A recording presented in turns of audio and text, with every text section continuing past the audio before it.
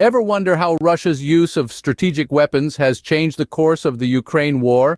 Take a journey back in time to the onset of the conflict 2 years prior. The security landscape of Europe was drastically altered as Moscow decided to utilize the Ukrainian battlefield to test some of its most advanced weapon systems. First announced by Russian President Vladimir Putin in March 2018, these strategic weapons, some of which have been deployed on the battlefield, have been in a direct face-off with NATO's best.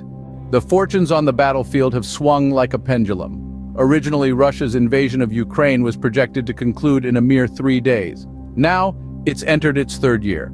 The geopolitical realities on the ground have also shifted dramatically.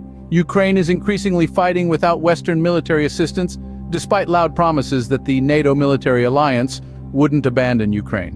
One might wonder why military aid from the United States is stuck. It seems to be due to internal politics in the United States more than any other reason. Wars on the battlefield are often decided on the basis of technological superiority, an area where Russia appears to have gained the upper hand. Imagine the reality of war for leaders who sit in air-conditioned rooms and make bold statements, compared to the desperate struggle of the battlefield, where the goal is to survive longer than your enemy. Picture a convoy of Russian tanks being ambushed and destroyed on the battlefield. This is only one incident in a much larger war that's playing out at the moment. For Ukraine, the larger picture is very grim. Consider the scale of the devastation unleashed on Ukrainian cities and towns, now depopulated and reduced to burnt-out shells. In the city of Avdiivka, recently captured by Moscow, Russian soldiers are carrying out mopping operations and gathering up NATO weapons left behind by fleeing Ukrainian soldiers. The mood in Kiev has shifted from heroic resistance against the Russian onslaught to a bitter sense of betrayal.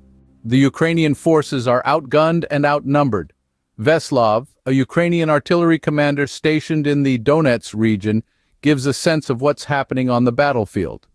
"We lack ammunition," he says. "A lot of Russians try to attack our positions. If we had more ammunition, we could have stopped them. We see the target, we can hit it, but we have nothing to shoot with." For the Ukrainians, everything hinges on American military assistance, which doesn't appear to be forthcoming. Despite the brave and heroic fight that the Ukrainian people have put up, they're running out of ammunition. In summary, Russia's strategic weapons have drastically influenced the course of the Ukraine war. Despite initial predictions of a swift conclusion, the conflict is now in its third year. The Ukrainian forces, facing superior technology and a lack of ammunition, are struggling to hold their ground. With Western military assistance dwindling, the future of this conflict remains uncertain.